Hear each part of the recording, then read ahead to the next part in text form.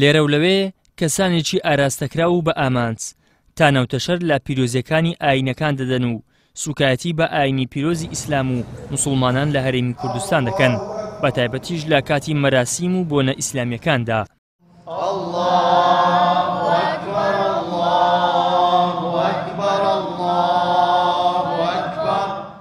هێزە ئیسلامیەکان لە ڕێگەی جیاوازەوە کار بۆ ڕوبەڕووبوونەوەی ئەو پلانە دەکەن.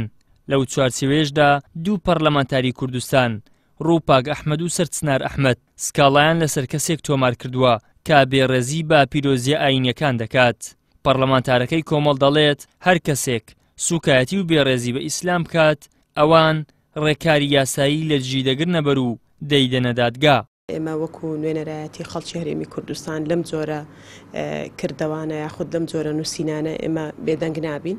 سکاڵای یاسایی تۆمار دەکەین وەکو لە ڕابردوش سکاڵای یاساییمان تۆمار کرد و ئێستاش لەسەر کەسێک کە بێڕێزی بە پیرۆزیەکانی ئاینی پیرۆزی ئیسلام کردو بە تایبەت لەو ڕۆژانەی کە بۆ ئاینیەکانن بۆ نمونە لە ڕۆژی عەرەفە بۆ نمونە لە ڕۆژی جەژنی قوربان کە قسە لەسەر هەندێک مەناسک دەکەن یاخود هەندێک ڕۆژی پیرۆزی مسلمانان دەکەن کەمە جێگای قبول نییە. سکاڵای یاسایی تۆمار دەکەین و تۆماریشمان کردووە سەردانی داواکاری گشتیمان کردووە.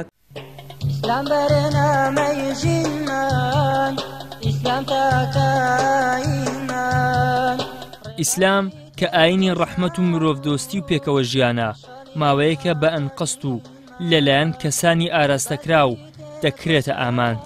پسپۆڕانی ئاینی ئیسلام پێیان وایە ئەو کەسانەی ئەم ئاینە دەکەنە ئامانج لە پێناو مەرامی تایبەت و بۆ دەستکەوتی مادی ئەو کارە دەکەن.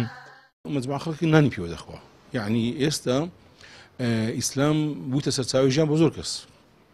ئیتر نانی پێوە دەخۆن و ئیتر دەستگایان لە پشتە خەڵکیان لە پشتە دەعم دەکرێن خوێن پێیجی خوان پێگەرم دەکەن. بەهەرحاڵ هەمووی متەوەقعە بەڵام ئەسڵەکەی وایە کە ئیسلام بووتە سەرچاوی ژیانی ئەوان.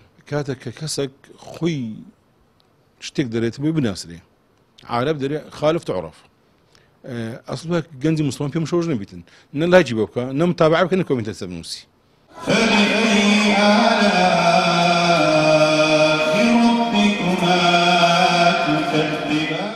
بێڕێزیکردن و تانەدان لە بۆنە و دروشمە ئاینیەکان سەرجەمیان ئامانجدارن.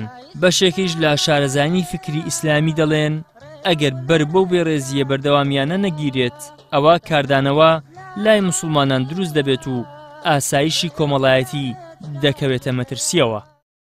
ئیدریس محەممەد، کەناڵی ئاسمانی پەیام، هەولێر.